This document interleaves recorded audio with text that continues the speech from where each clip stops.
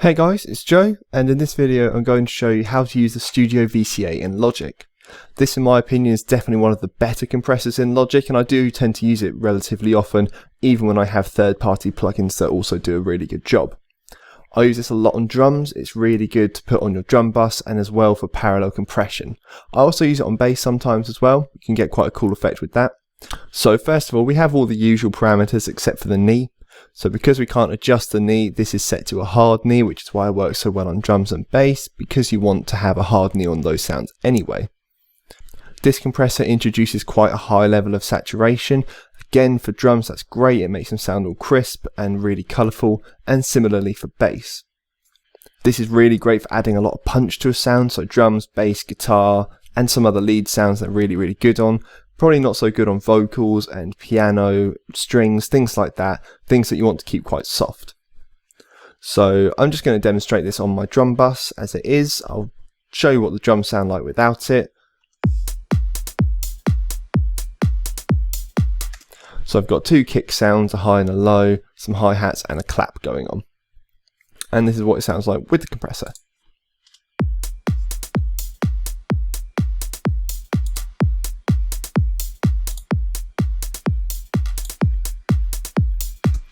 So it's just taming things really quite nicely and giving it a bit of punch. I've got a pretty standard setting on here. I've got a ratio of 5:1, which is quite high. Quite a quick attack of 15. You can go quicker, but it depends. I found that this absolutely destroyed my low kick, so I had to increase it a bit. And then a medium release in and around 200 milliseconds is quite good. And you can go one of two ways with that really. You can either have a quicker attack with a longer release, or you can have a longer attack and a quicker release, about 40. But with that you'll need to drop the threshold.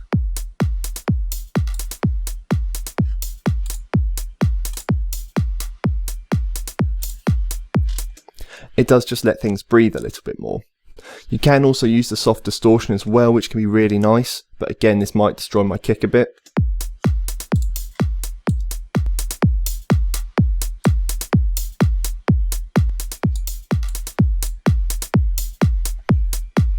Okay, so with that, yeah, it's making my low kick really much louder, so I just need to adjust the level on that, but it's making the hi-hat sound really crisp, which is great.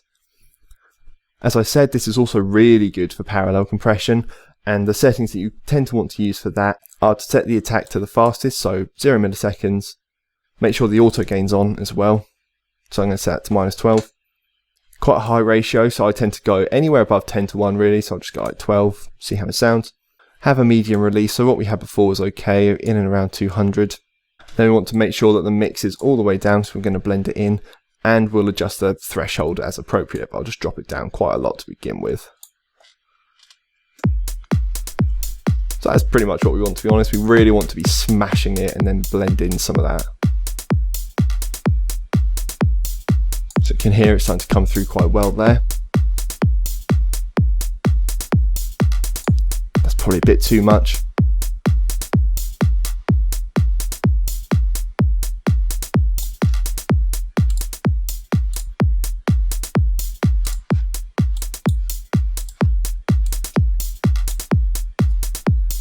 So that's sounding quite nice. Of course, I'll just show you what it sounds like with all this pushed up and why we use the blend on it. Because it's absolutely annihilating everything. Whether you use the distortion on this or not is kind of up to you, but I tend to use it most of the time, so I've just left it on. As I also mentioned, this is great on bass. I've just put it on here on my sub and another low end layer that I've got, and you can get a really nice result. So this is what it sounds like with the compressor off and on.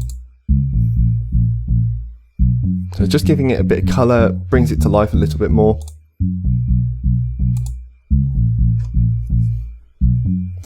Adds that nice punch to it. I've just got some pretty standard settings on it as well. 3:1 ratio. It's quite soft actually, but I've got other compressors on the two individual sounds. A long attack of 100 and a quick release of 24. I found it just kind of gave it a bit of life really, let it open up. Whereas if I reverse it, so I have a quick attack and a longer release, it's just not quite the same.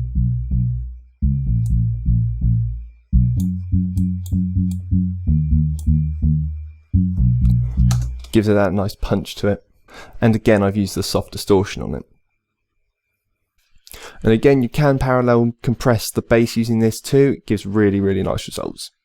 So the VCA is actually really a great compressor. I think it's quite often overlooked. Really great on drums, bass, guitar, lead sounds, things like that. Things that you want to stand out, things that you want to give colour, make them sound really punchy. This is a great compressor to do it. I hope you found this video useful, and if you have any questions, please leave a comment or contact me via my website. Thanks a lot for watching. Cheers.